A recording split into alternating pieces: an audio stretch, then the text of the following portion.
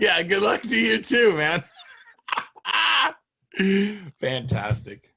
Just fantastic. All right.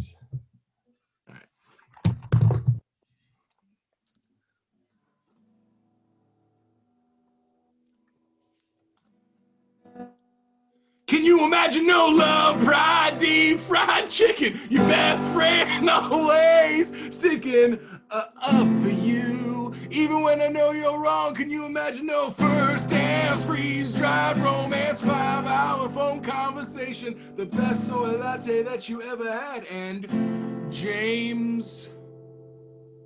So tell me, why would you move to New England from sunny Florida to get all the snow on the ground? Man, your head must be turned around.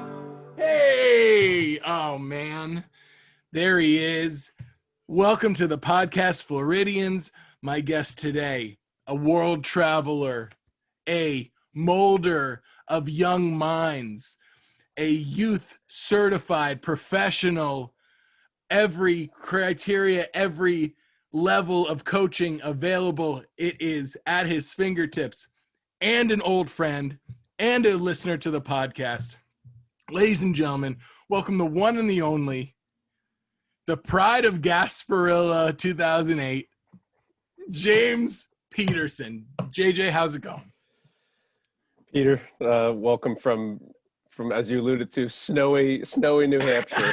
So. Yeah. Well, James, you and I have been friends, my goodness, since at least high school, if not earlier. And yeah, we just so many stories to tell. So much time has passed in these lives of ours, man. How wild. Do you remember? You know what's interesting? I don't know what your first impression of me was or when we first met, but I have a feeling that you didn't take me seriously at all. Not to kind of dictate or derail the flow of the podcast. When we did our debrief or table read, however they say in Tinseltown, I was under the impression we were going to spend 45 minutes of dissecting the Snyder Cut trailer, and followed by the Mortal Kombat trailer. So oh man, I love it.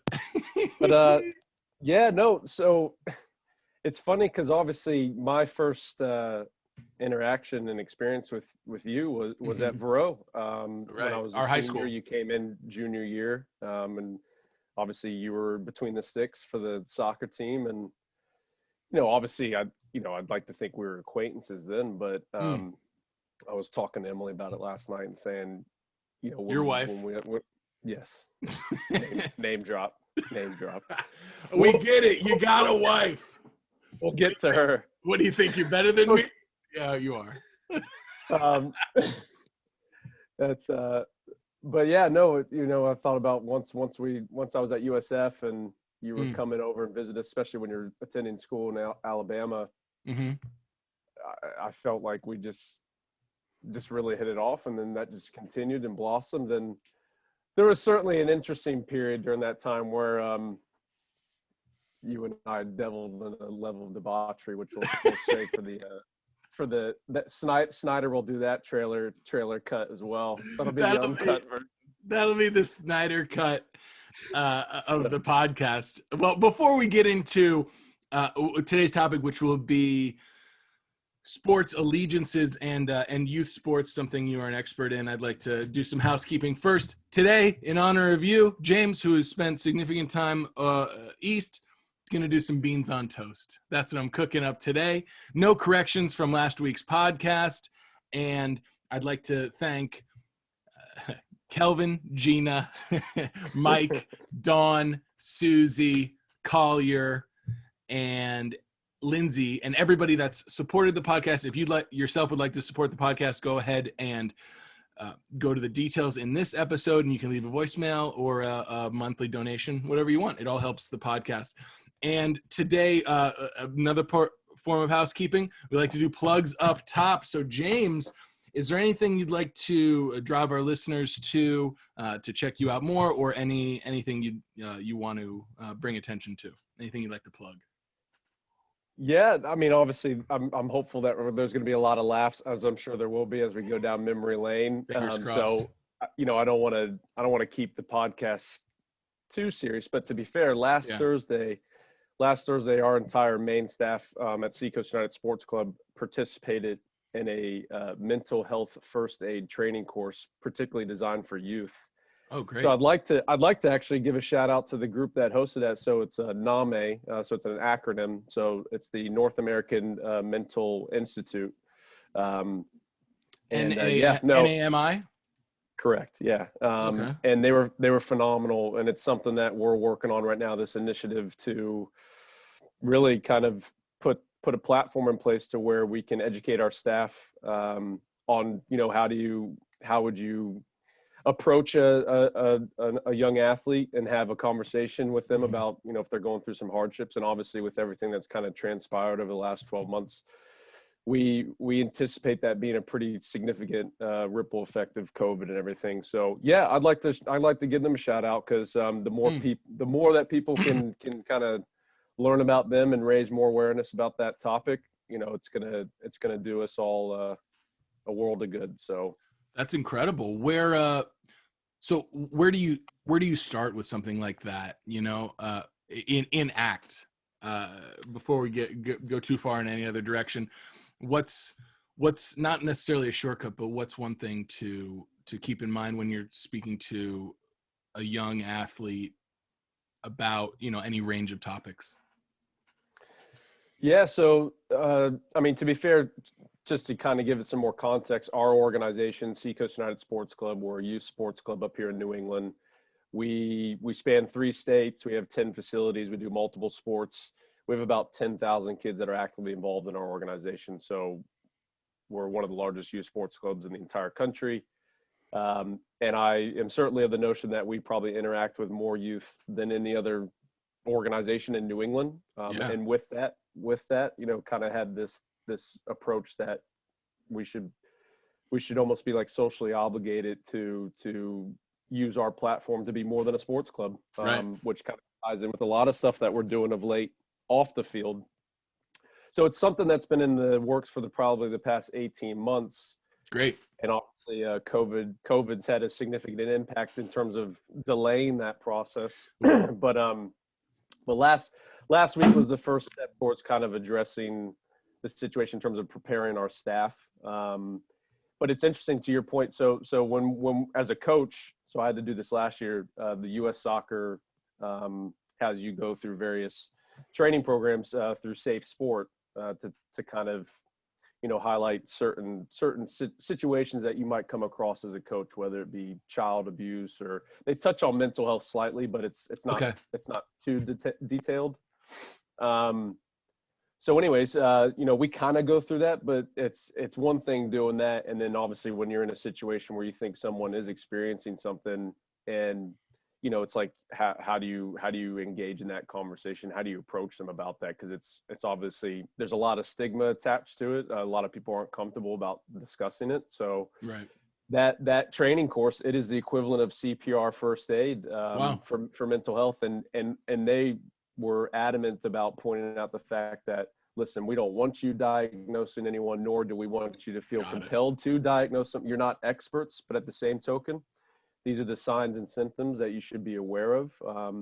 And obviously I believe that coaches, the relationship that they have with their athletes, sometimes I think that depending on the situation, it'll supersede what a teacher will have with a student, even depending on the circumstances, a parent with their own child, depending, on their upbringing, the background, and you don't know what's going on. Right. So yeah, there's a really strong relationship there between a athlete and a coach. And if we can start to be proactive and knowing full well that this is going to be something that I think a lot of us are going to be faced with and having to deal, because obviously the adolescents have been impacted significantly by this. It's a first step towards making a difference. So That's incredible, and it's something that everybody should at least be aware of, particularly if you have a son or daughter in youth sports, or if you interact with any kind of kids, which is fantastic. And in recent years, when the world was open, you were nice enough to offer me a spot to come and travel with you to England. And one program that you do at Seacoast United, which is fantastic, is it's called a Taste of English Football. Is that right? Taste of English football. And so you bring a select group of kids over to England to see watch soccer matches live, and they get to see it in person, and that's such an incredible experience. I was so lucky to be on that trip with you. And England's nothing new to you, because you and I spent 1 year in high school together, because I had transferred to your school, Bishop Verot, and we played on the soccer team. Then you went to USF. Then you went to Oxford. Is that right? What's the timeline there, where you went to Oxford? Yeah. So I'll even kind of, if you don't mind, I'll try. I like to kind of just give because this is actually the catalyst for me wanting to move to England. So, obviously, I'd like to think I'm a self-confessed Anglophile, but totally. But that's primarily due to the fact that both sides of my family, heritage-wise, come from England, and I look at anyone else that whether they be Irish, Italian, what have you, of descent. They take tremendous pride in that, and you see that all the time, especially up here in New England. You've got a heavy Irish influence, Italian, Portuguese, Brazilian, etc. Yeah. So it's like, well, I want to be proud of my roots, and obviously I've always just gravitated towards England, and both sides of my family coming from there, and the British Isles for that matter. So obviously that was compounded by the fact that I love soccer, played it all my life, watched it all my life. And I would also say, English football in particular, as you well know, being a Manchester United supporter, I've been a United supporter since 1999. So really the first game I ever vividly remember watching on TV as a kid was the Champions League final in 1999 when they beat Bayern Munich 2-1. Good start. So Solskjaer scored the winner. Yeah. Babyface assassin. So but yeah, again, I've loved soccer all my life, and I always had a desire to go there. And then, funnily enough, Matt Ashton, a friend of the podcast, a regular, a regular. For sure. Him and I, obviously, he shares the same affinity for United as I do, and him and I share some really cool soccer stories. Him and I went to Chicago in 2005, just before our senior graduation, to see England versus USA play in a friendly. No kidding, yeah. Which was amazing. It was at Soldiers Field. It was brilliant. And then we went to England in 2007. We went to England with the sole goal of seeing United play at Old Trafford. It was the last home game of the season. They had already won the league. They were playing West Ham. Wow. West Ham actually beat them 1-0. Carlos Tevez scored that controversial goal, which ended up keeping West Ham up and sent Sheffield United down, which is it's still a big thing to this day, really, because I think Sheffield United ended up suing West Ham because obviously getting relegated and whatnot. And they sued them? How could they sue them? On what ground? Because Tevez allegedly, him and Mascherano, when they were brought over to West Ham, it was during like third-party agency, so there was a lot of discrepancy, and he potentially was an ineligible player and all that. So, oh my goodness. Anyways, so Matt and I fly over to England, which I won't spend too much time on that trip. Yeah, this is 07, right? 07. Yeah. And we went into London, stayed in London, then we went up to Manchester, stayed at a hostel, which was an experience to say the least. Right. And I'll never forget taking the tram over to Old Trafford, walking down the road, and you see the arches of Old Trafford. And I swear to you, Pete, I remember my knees like shaking. Yeah. And I was like, I can't believe this. And of course, we didn't have tickets, so we didn't even get to go see the match. But we went to I think we posted up in a pub as you do and watched the game. And you know what's so fascinating is I have a similar story. that has, it's a story just like that where you're flying to like your promised land, you know, or your Graceland, quote unquote. A buddy, this is later in college, but basically I convinced my friend Ben. I was like, dude, we got to move out to LA. This is before I even moved to Orlando. We got to move out to LA. So he's like, all right, great, let's get tickets. We get tickets and we meet at the LAX airport. He flies in from Buffalo. I fly in from Florida. And I was like, what are we going to do? He goes, oh, I don't know. We didn't even book a hotel. So we just crashed at the LMU, like slept on the lawn at Loyola Marymount University for like one night. And then we just kind of hopped around to a bunch of different places. But when you're that age, I think I was about the same age that you're describing here yourself in 07, you're just kind of going with the flow, right? Just kind of like, all right, well, you know, let's just get there and have some fun.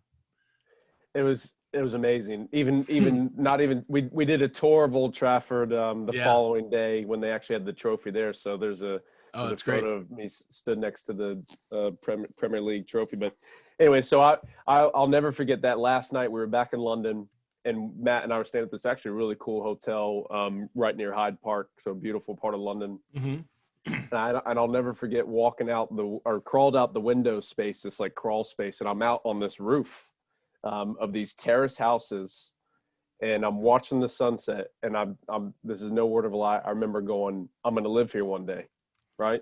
Yeah.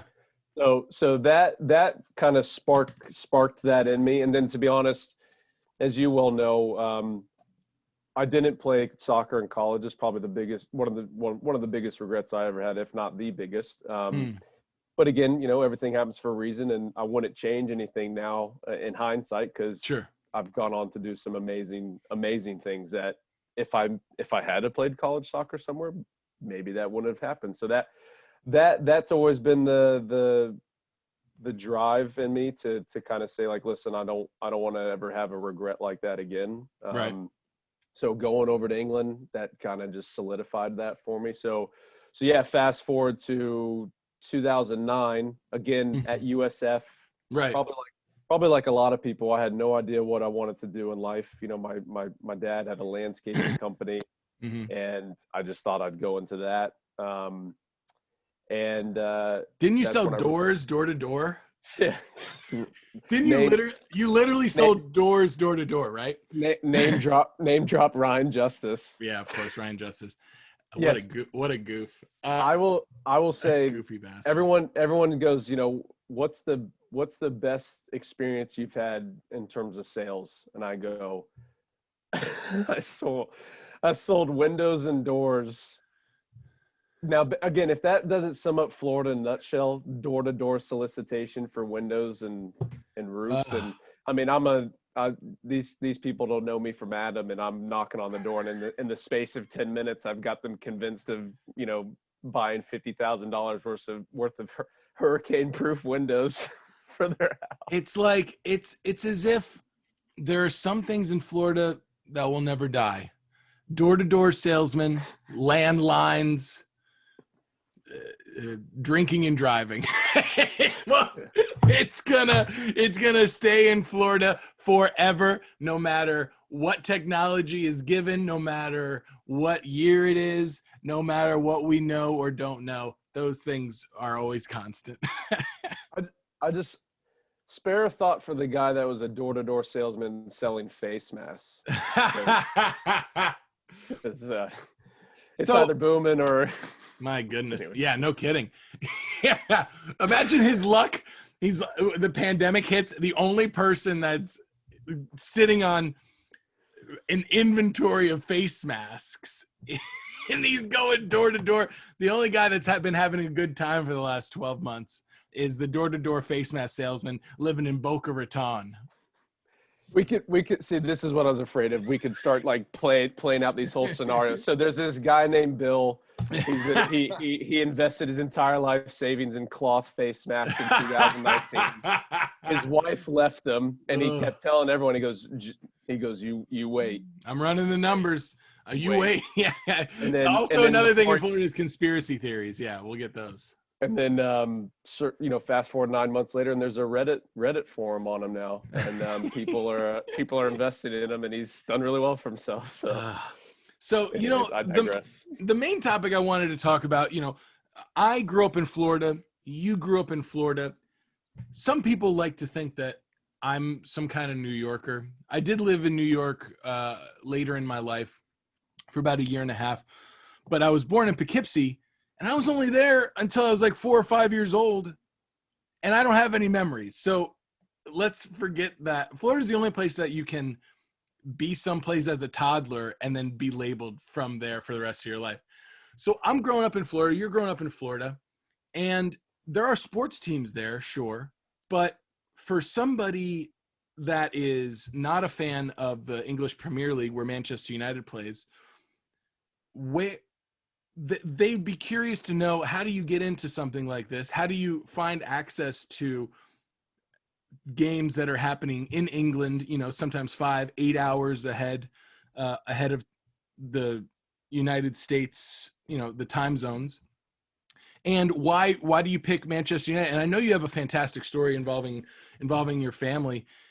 I just think like sports allegiances in Florida, they're either generational, where they're passed down. For me, for instance, like the Yankees, my grandma loves the Yankees, has always loved the Yankees, or they're geographical. I just love the Jets because I was like, oh well, the Yankees, Jets, great. Or they're just goofy. For instance, anybody that likes the Toronto Raptors that's never been to Canada, they'll say, oh well, Jurassic Park was one of my favorite movies, or I just like dinosaurs growing up.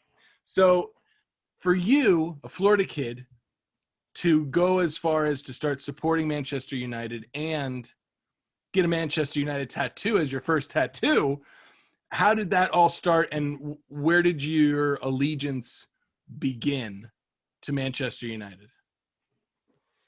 Yeah, great. And I should have prefaced probably. I was born in Tampa, so I am a Floridian. On my mom's side, we're third generation. So Does that that's make where I me get all less of a Floridian or It more of a does. Floridian? It does. I think it makes me more of a Floridian because I was born in New York and then I grew up in Florida, or I got older in Florida like all Floridians do, So that's where I get on my soapbox, because everyone up here in New England's like, oh man, everyone's crazy, and I go, well, hold on a sec. I go, is that person really from Florida, or did they just wake up one day and go, you know what, I'm gonna start my life over and move down to Florida, and then compound that with the heat and the humidity. Oh my God. Alligators. To me, that's Floridian. Wow. Yeah.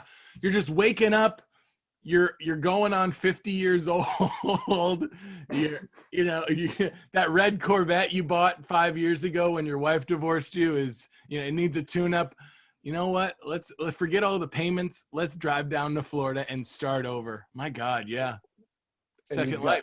You've got Don Johnson on loop, and you're just cruising down, not a care in the world. Before you answer your Manchester United allegiance and how you became a supporter of them, I think in the United States now is set up in a way where, and I've been talking to other guests about this, and I'm interested about New Hampshire as well, in the New England area.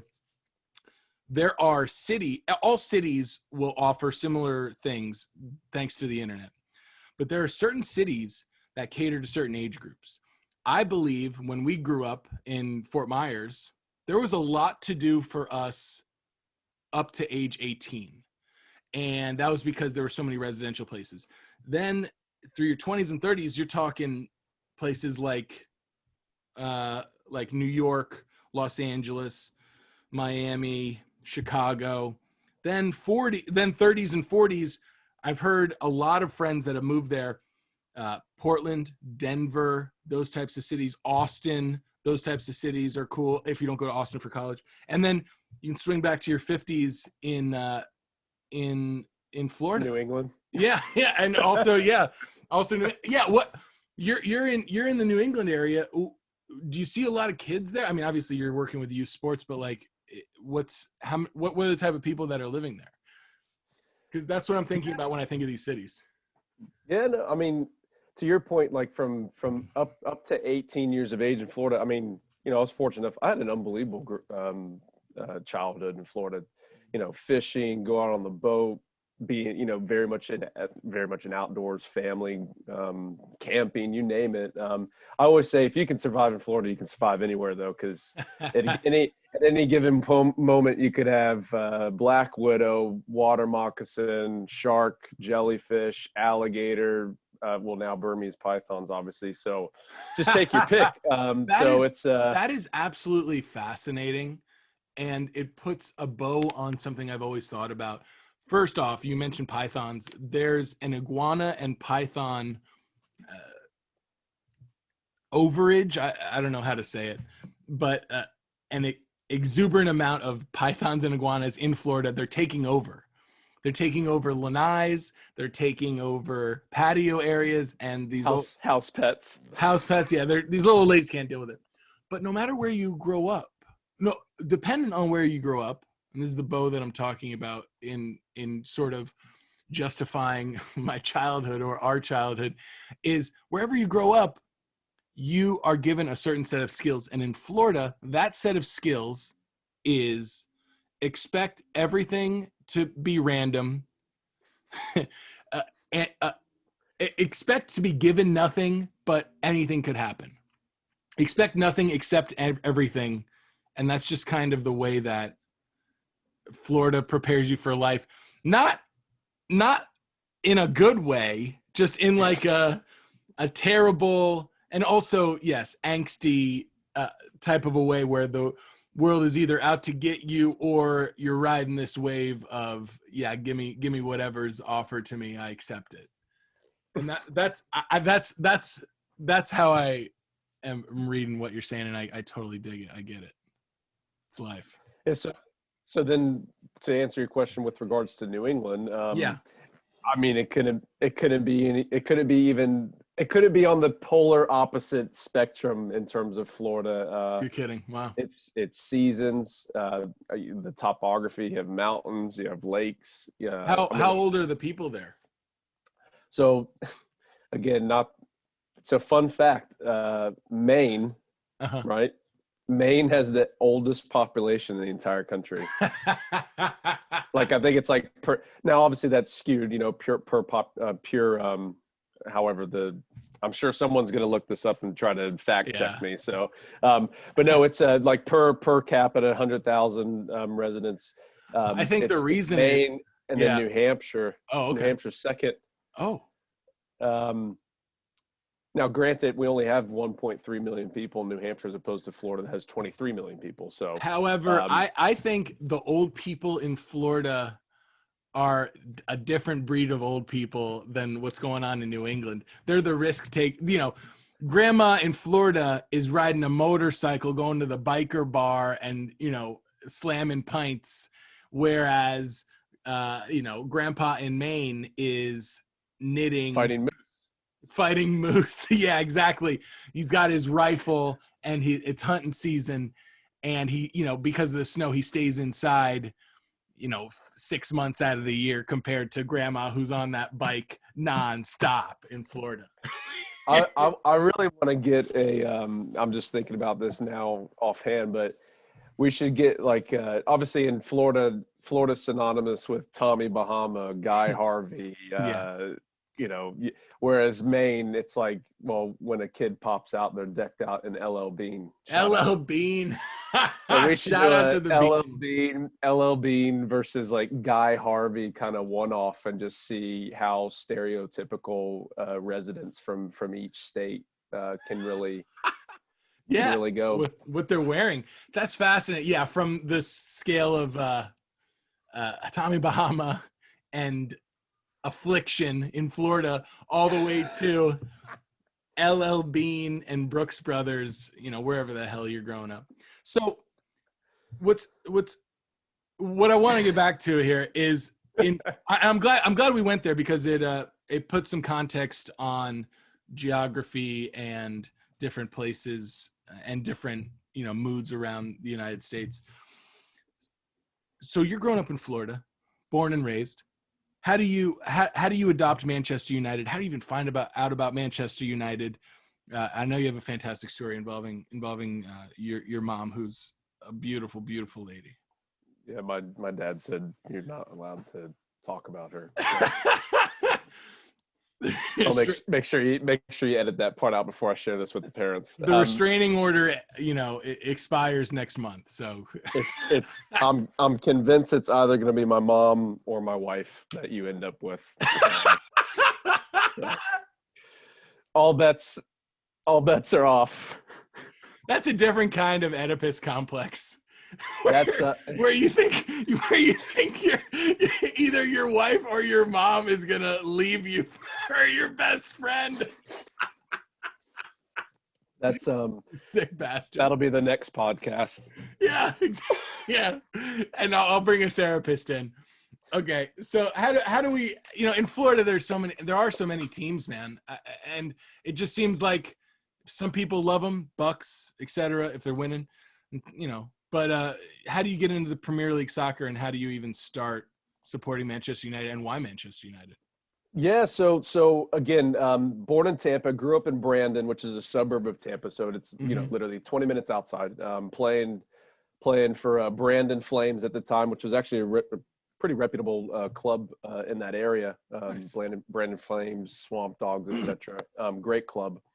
My best friend at the time there, kid named Steven, we grew up playing soccer together, and if anything, he probably got me to at least kind of like, hey, who's Manchester United kind of thing. And then FIFA, like obviously the game, that was console game.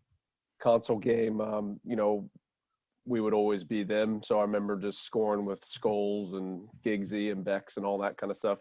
Nice. And then honestly, my first vivid memory of watching like a proper soccer game on TV was the Champions League final, and I'm pretty sure it was a replay. And it was on some obscure, Fox Sports Canada channel or something to that extent. Right, when they used to carry those games, yeah. So yeah, just I liked Manchester United. Didn't really think anything of it. If anything, I was probably like every other Floridian or American for that matter, following traditional sports. So, I was born in Tampa, so I grew up a Bucks fan. Was never interested in baseball at the time. So I had no affinity with them. Big Lightning fan. I did love the Tampa Bay Mutiny, but nothing to really kind of really get behind. And fun fact, I remember doing a camp one time with Carlos Valderrama, which was pretty cool. Oh, yeah. Probably the most famous Tampa Bay Mutiny player. Tampa Bay Mutiny, obviously the defunct MLS franchise that was in Tampa. Probably the most recognizable player from that era, right? Absolutely. And you think about, fast forward to today now, it's fantastic that the Rowdies have come back, that franchise, and that's they're doing a fantastic job, with their entire setup and what that club's doing, and hopefully long may that continue. Yeah, so again, and if anything, my parents both went to University of Florida, so I would say I was probably grew up an adamant Gator fan, loved the Gators. And obviously grew up to loathe FSU. So that was obviously a big rivalry, especially being from Florida. And as you well know, and a lot of people around the country appreciate, SEC football and college football in the South and in Florida is, it's massive, which I partially put that down to the fact that, historically the NFL teams aren't necessarily that good. So I think a lot of people gravitate towards the university teams more so than the professional teams. So that is true.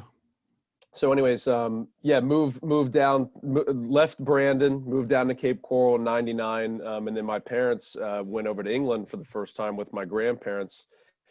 And I remember my mom told me this story. So she said she went into Harrods and she goes, I know my son likes a team called Manchester. This is where geographically? Harrods, sorry, it's in London. In London. Okay, so they're visiting London with you or without you? No, I'm at home. Okay. They went over for just like a trip, to get away from the kids. Yeah. And, right. And I remember Harrods is this world-renowned, shopping store right there in London, located, just down the road from South Kensington, where you and I have stayed for the Taste of English trips. Yeah. And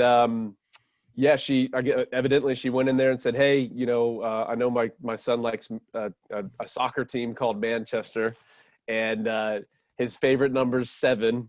So the person's like, oh, you're probably on about Beckham. So my mom ended up getting me their away shirt from 2000. It was a white one, navy blue down the sides, and she got Right. 7 and got Peterson on the back.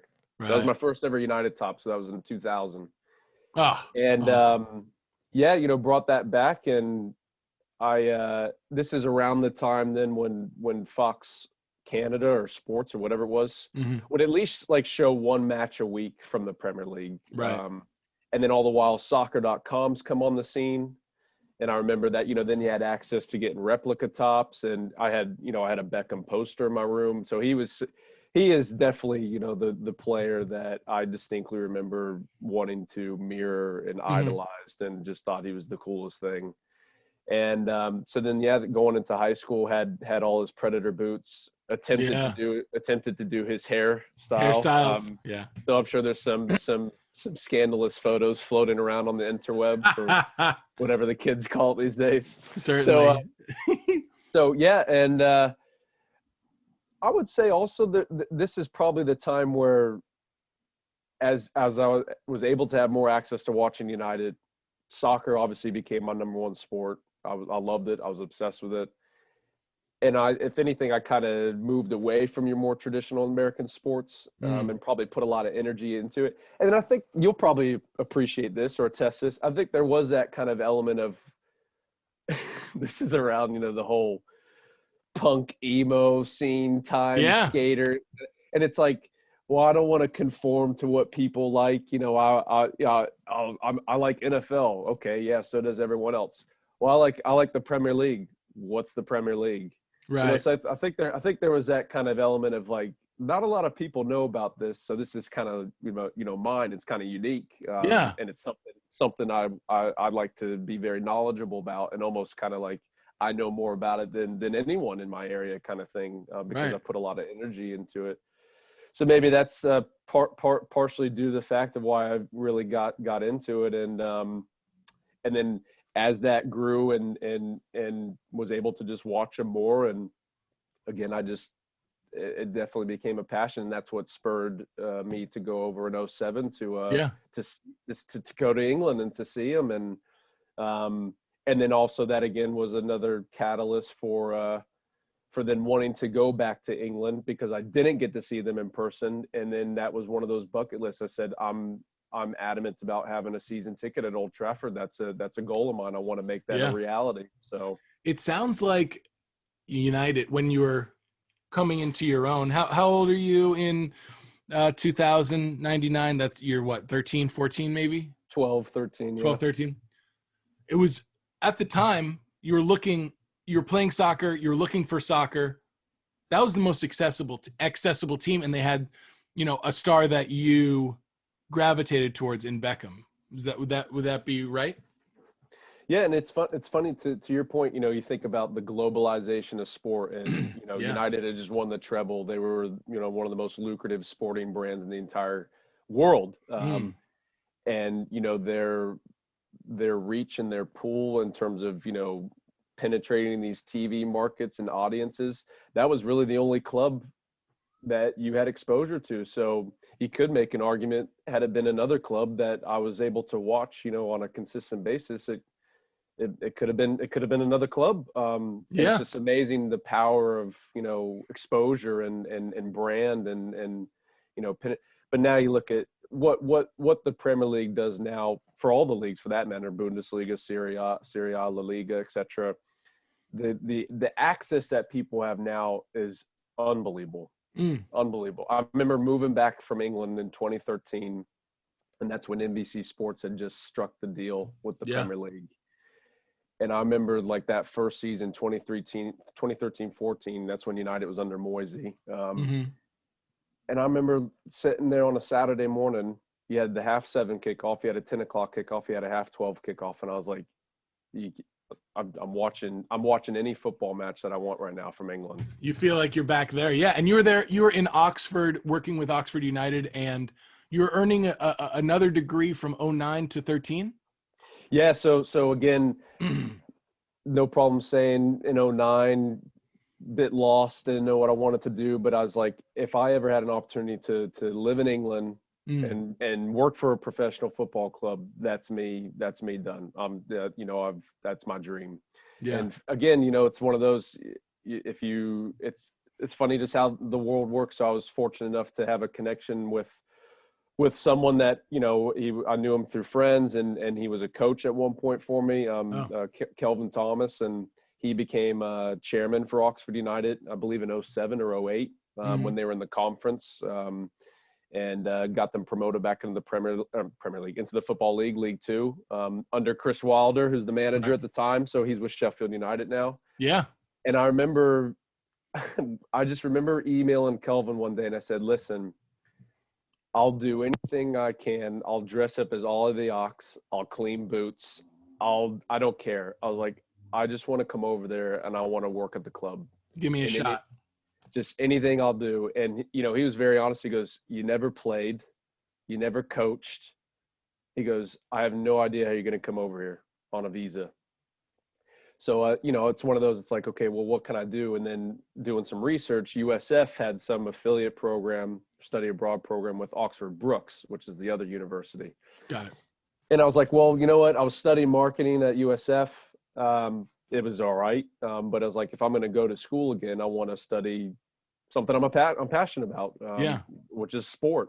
So they had a pretty robust sports program there at Brookes. And I remember applying for the degree, September 2010. So it took me about a year and a half to get my visa and everything to move over to England. Right. Oh, right. Which was tough. It was tough on me mentally and emotionally, just because I was so hell bent on making it happen, and it kept failing in terms of not meeting this prerequisite and this, and it was tough. But again, persevered and made it. So September 2010 is when I moved over to England. I'll never forget it. I flew over with Kelvin on September 3rd. We arrived September 4th. Funnily enough, that's Emily's birthday. Oh, great. Your wife. So the stars are aligned. Yes, yeah. Please. You're not allowed to say her name. That's, anyway, so I remember the wedding's off. Yeah, like that'll be podcast. That'll be episode 3. Episode 3. So I remember September 3rd, left Miami with Kelvin, flying on Virgin Atlantic. I thought it was the coolest thing in the world. You thought you'd made it. Yeah. I was like, holy shit. Premium accommodation, giving me a hot towel. I was like, wow. I was like, this is how the other half lives, huh? So I remember we get into Gatwick. I mean, if you had told me at the time where Gatwick was, I'd be like, okay, yeah, sure. So I remember we got picked up, taken to the stadium. Oxford played Morecambe that day, beat them 4-0. Matty Green scored this unbelievable goal from like 40 yards out, and I'm just on cloud 9. I remember after the game going to the manager's office, had no clue who Chris Wilder was. Him, Mickey Lewis, Andy Melville, all these big characters, unbelievable people. That night, we drive up to this place called The Kings, which is in Woodstock, about 20 minutes north of Oxford, just on the Peronis. Never had a Peroni in my life. Had a lot that night. Then proceeded to have my first ever Indian across the road. Don't remember it at all, but it was delicious. Love the Indian food, yeah. And I remember I rang my mom, and she had this voicemail for the longest time. And I'm just, my mom. She goes, I could feel you beaming from ear to ear over the phone, Jay.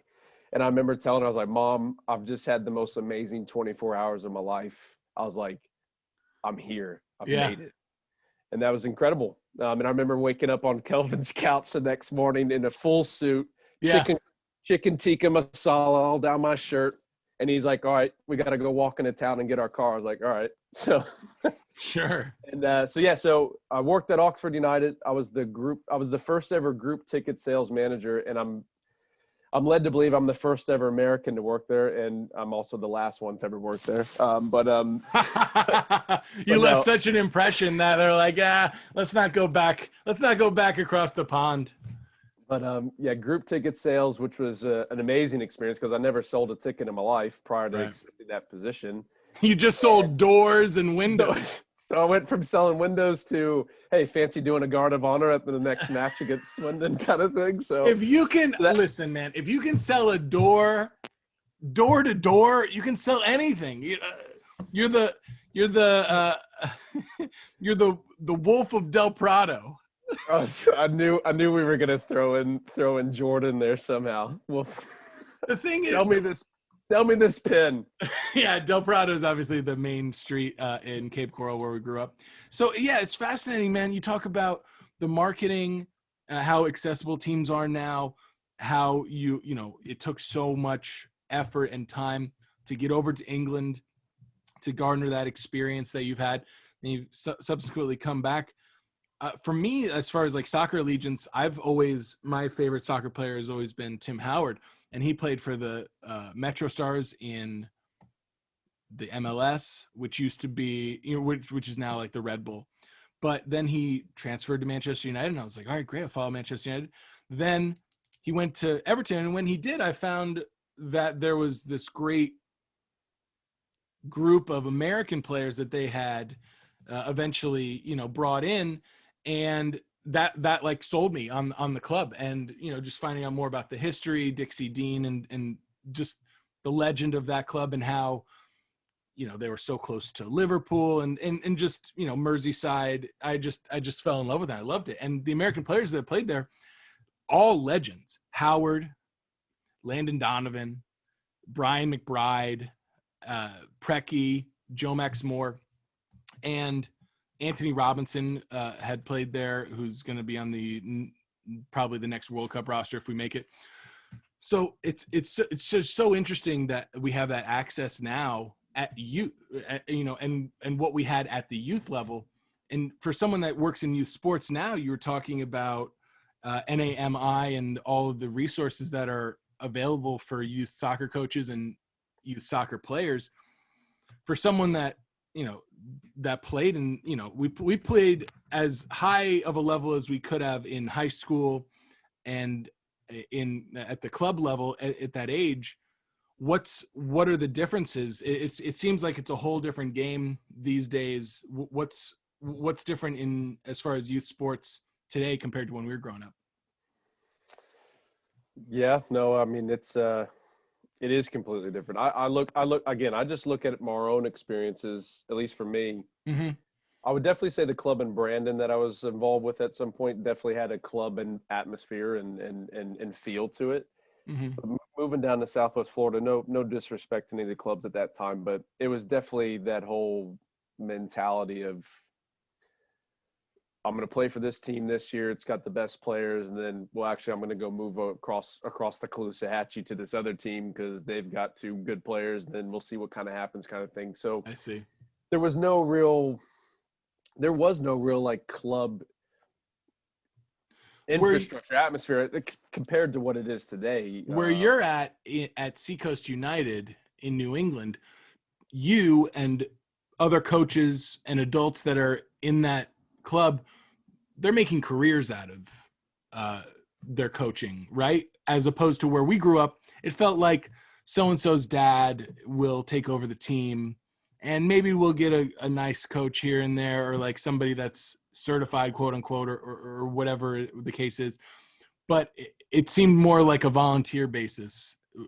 Does that still exist today? And would you agree to that assessment? Yeah, it definitely agrees to, or definitely pertains to the landscape today. It's tiered now. You have your town/rec program, which is really your first introduction to soccer. Mm-hmm. And that is strictly volunteer based. It's parents, community members that are involved with that, and then from there, that's when you start to get into this next level, this world of travel teams, and still that isn't really necessarily a club system. And then after travel teams, that's when you then go into the club environment. And yeah, this day and age, it's amazing the people that are involved in that landscape. I mean, they are professional coaches. Yeah. There's no two ways about it. From all corners of the world, and you think about these kids that are having this opportunity to learn. That's probably, I'll tell you what, that's probably the biggest difference and again, this is no slight against anyone, because Right. to your point, the majority of them were dads or people volunteering or whatnot. Yeah. I honestly really can't think, apart from Coach Mark, shout out Coach Mark, Matt Ashton's dad. Matt Ashton's dad. Yeah. Great. I can't really remember a coach teaching us about the game, right? Right. It's like we went through drills. Okay, cool. But you think about systems, formations, like building through the thirds, like what is the role of each player? What are you doing off the ball? What are you doing in possession of the ball? I can't really think of too many examples. And then I look, again, not to say I'm a great coach, but I'm having those conversations all the time with my team I'm coaching right now, who are under 10. 10 years old. Wow. So now bearing in mind that's a fraction of what we work, or that's minuscule, because the biggest thing for them right now is ball mastery and fundamentals and all that kind of stuff. But at the same token, teaching them elements of the game, there's no chance someone was teaching me at 9 years old about this part of the game. And again, bearing in mind that's 25 years ago. So that goes back to what we were talking about too, with accessibility, and the world is smaller now. So you had to really look for you had to really search and scour and be lucky enough to have a cable subscription that had Fox Soccer Canada on it to watch a soccer match. And I don't know where MLS was at the time. I think around this time that we're talking about, maybe they were down to like 10 to 12 teams. And those games were not broadcast the way that they are now. So I think just accessibility has happened. And also, I'd have to say, there's a different sport, but it pertains to America. On the other half of LeBron James, thinking about that 2002 Sports Illustrated cover where he was crowned, anointed the next coming of Michael Jordan or whatever, the next greatest player, there's been a tremendous amount of pressure on young players. And if I'm going to use an American reference, I'd say Freddie Adu at 16 getting $1 million scholarship to play professionally. The stakes have to be really high. Do you see that? Do you believe that? Do you see that in youth sports now, as as kids are kind of carrying this weight of playing the game and what's expected of them, and kind of how their parents are handling it? I'll speak from Seacoast's perspective, because obviously I work there. I can't speak for other clubs. I think we do a phenomenal job of managing expectations. Okay. And I'm a realist, and I'm very honest with people. And I go, my approach has changed a lot as well. I mean, when I started at Seacoast United, I was the assistant for the what was the PDL at the time, which is now the USL2, for our amateur soccer program, the Phantoms. I was the assistant coach for that, and I was coaching like our under 16 boys team. I had no aspirations or interest in coaching youth. And when I had to coach junior academy at the time, I thought it was like I was being punished for something, because these kids had 2 left feet kind of thing, Bambi on ice. My shift, fast forward today, I am not interested in coaching any other age group aside from your under 9s, your under 10s, because I love it. I could give 2 monkeys about a result or what it's irrelevant. Like, they're 10 years old, who cares? Right. Like, teaching them, seeing them develop, it's unbelievable. So it's just funny how you change. But to go back to the point about with Seacoast, again, I'm a very honest person, and my perspective on things has changed to where I look at us as more than a sports organization. There's no 2 ways about it. And I look at how we can develop these kids holistically in every aspect. And these people that get so enamored about their kids, like, oh, D1, D2, it's like, okay, so You're doing all this for 4 years. Well, what about after that? What about when they go into the workforce? What about when they have a family? What about, instilling in them values so they can be, key members of their community? Because that's for the next 80 years. Right. Like, it's great if we have kids go off to college. I mean, our class of 2021, we've got some amazing athletes for all of our sports that have that have already committed to, I mean, Harvard, Michigan, you name it, some unbelievable schools, full Yeah. rides. And that's great. But the reality is, especially, I mean, with all due respect, we're in New Hampshire. Right. It's 1.3 population. By the way, if you could see it out right now, it's snowing. There's probably a moose walking by, and there's mountains. So it's like, perspective. So what I try to say is, listen, there's going to be a small percentage of people that will be able to go off to D1 college, and that's great. Well, what about the other 99% of kids that are involved in our club that want to play the sport because they love it? They'd like to get better at it. But by the way, we could provide opportunities for them. From 2015 to 2019, we sent almost 900 kids over to England. Wow. These are kids that had never left the state. These are kids that never had a passport. These are kids that were afraid of their own shadow. And they came back 6 feet tall. Yeah. And it's like, we changed their life. Because the stakes are higher now, the accessibility is there to see the game at its highest level.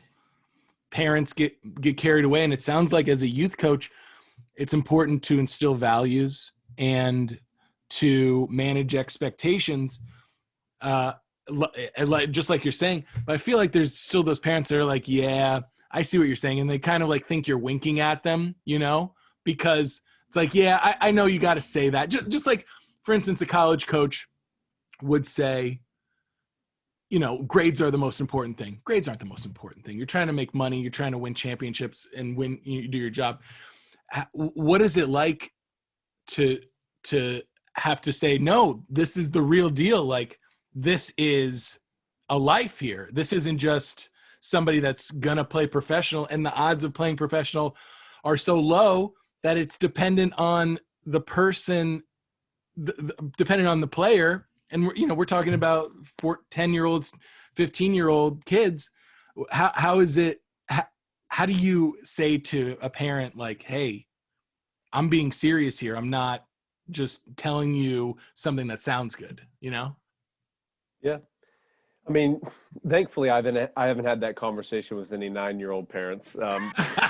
That's good. But yeah, touch wood. I'm obviously, with our high school students or student athletes, and certainly when you get to the academy. So obviously, we're a member of the MLS Next for boys, and then for girls academy.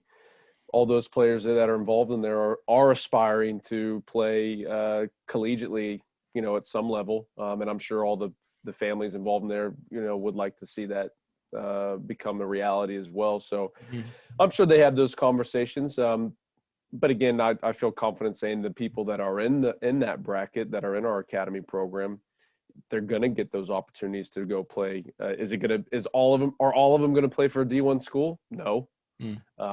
But there's going to be D2, D3 schools out there that will be a perfect fit for them. And that's the other thing. You know this better than anyone, going to the school you did in Birmingham. Everyone's so enamored about D1, and it's like, oh, I'm going to go play for D1. It's like, unless you're an absolute rock star, if you go to D1, you're probably not going to play. And if you do play, it's going to be pretty minimal. You won't really get a run out till sophomore, junior year. I'd try to, again, me being honest, I try to really give it some perspective. And it's like, you could go to a D1 school that you're never going to play at. And by the way, D1's a full-time job. You're in there 5 a.m. in the morning, you do your class, you go back in the afternoon kind of thing, wash, rinse, repeat. By the way, you're at a campus that you don't really like. You just were like, I'm going to this school because it's D1. By the way, you have no clue what you want to study. It's like, I don't know what I want to do in life. So then you're stuck. It's like, well, you could go to the smaller D1 school or a reputable D2 school. You're playing. The campus is great. The college life is what you wanted it to be.